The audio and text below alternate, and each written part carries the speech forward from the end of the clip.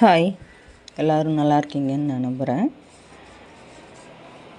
முதல்ல பார்த்த வீடியோவில் நம்ம எப்படி நம்மளோட ஸ்ட்ரெஸ்ஸை குறைச்சிக்கிட்டா நம்மளோட உடம்பு நல்லாயிருக்கும் அப்படின்றத பார்த்தோம்.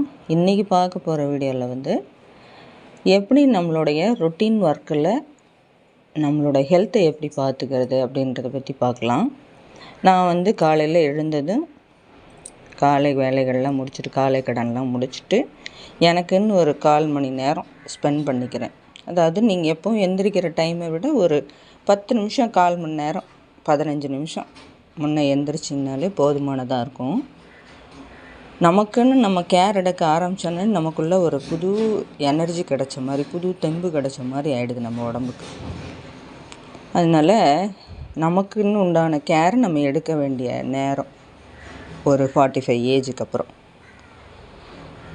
அந்த காலத்தில் நம்மளோட அம்மாக்கள் காலத்திலலாம் அம்மியில் சட்னி அரைச்சாங்க, உரலில் மாவு அரைச்சாங்க, கையால் துணி துவைச்சாங்க.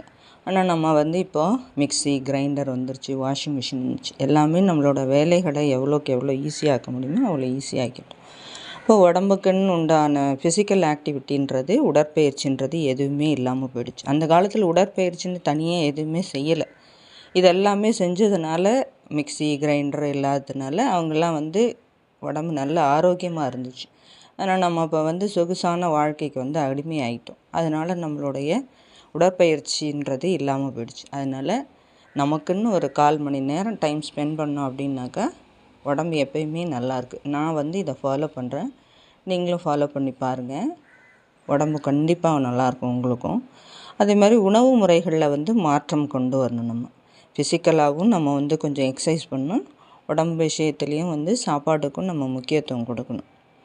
நான் இப்போ ஒரு 1/4 மணி நேரம் எக்ஸசைஸ் பண்ணுறதுனால எனக்கு உடம்பு பிரிஸ்காக இருக்குது.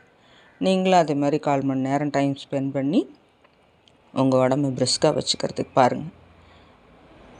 தேங்க்ஸ் ஃபார் வாட்சிங்.